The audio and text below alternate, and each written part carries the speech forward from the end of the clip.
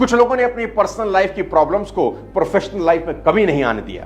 2006-2007 की बात है, दिल्ली फिरोज शाह कोटला क्रिकेट ग्राउंड, दिल्ली और कर्नाटका के बीच रणजी टेस्ट मैच चल रहा है। 18 साल का वो लड़का दिन का खेल खत्म होने पर शाम को अपने घर आता है, अपने रूम में सोने चले जाता है। रात को 2 बजे मां आवाज देती है, जागता है, क्या हुआ मां? मां बताती है तुम्हारे पिता अभी अभी गुजर गए। घर में सन्नाटा है। वो लड़का रात को अपने क्रिकेट कोच को, जो इस वक्त ऑस्ट्रेलिया में है, सिडनी में, 2 बजे कॉल करता है। उनको कॉल करके बताता है कि पिता नहीं रहे, सुबह क्रिमेशन है और सुबह मैच भी है, बैटिंग करने जाना है, टीम को भी मेरी जरूरत है, क्या करूं?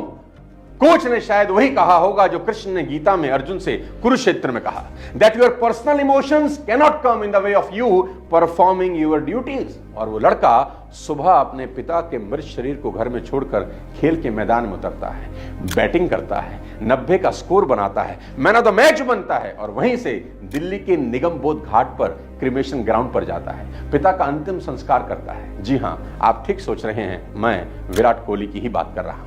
दोस्तों, महान लोग यूं ही महान नहीं बनते। विराट कोहली की एक नहीं, ऐसे कई एग्जाम्पल है। याद करिए 2016 आईपीएल का वो मैच जहां कोहली के हाथ में 9 टांके लगे थे, ऐसे में उसने बल्लेबाजी की और सिर्फ बल्लेबाजी ही नहीं की, 50 गेंदों में 113 रन ठोक दिए। सोच के देखिए, कोई इंसान कैसे हाथ में 9 टांकों के साथ खेल सकता है, और सिर्फ खेल नहीं रहा, रन ठोक रहा है। यहां तो एक छोटा सा जुकाम भी काम ना करने का बहाना हो जाता है। अनिल कुंबले का वो मैच कौन भूल सकता है, Antigua test 2002 against West Indies, जहां उन्होंने टूटे हुए जबड़े से लगातार 14 ओवर डाले और महान बल्लेबाज लारा को आउट कर दिया।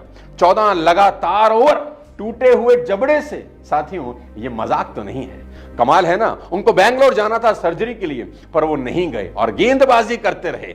अगले दिन बोले, अब मैं आराम से घर जा सकता हूं, ये सोचते हुए कि that I had tried my best. Sir Vivian Richard said, it was one of the bravest thing I have seen on the field of play. ये बताता है कि प्रोफेशनल लाइफ में वही लोग महान बनते हैं जो पर्सनल दुख तकलीफों के लिए हाय तौबा नहीं मचाते। यहां तो हल्का सा सर का दर्द ही काफी है छुट्टी लेने के लिए।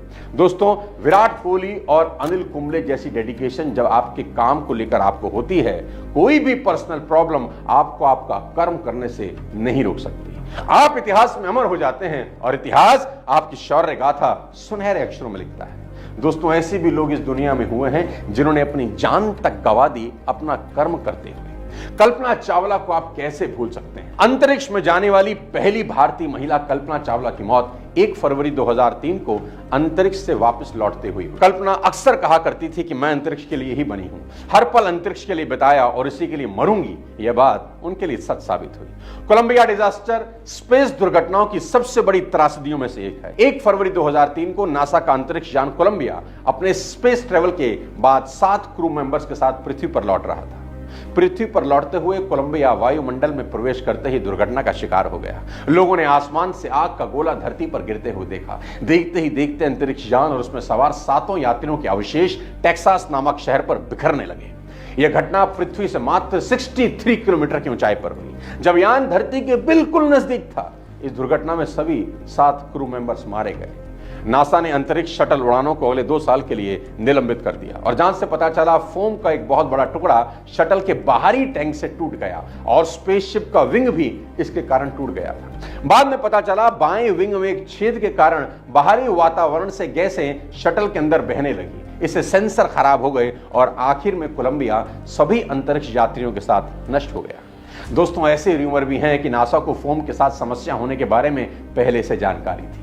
कोलंबिया की उड़ान भरते ही नासा को पता चल गया था यह यान वापस नहीं आएगा, लेकिन क्रू को यह नहीं बताया गया ताकि वो अपना मिशन पूरा कर सके।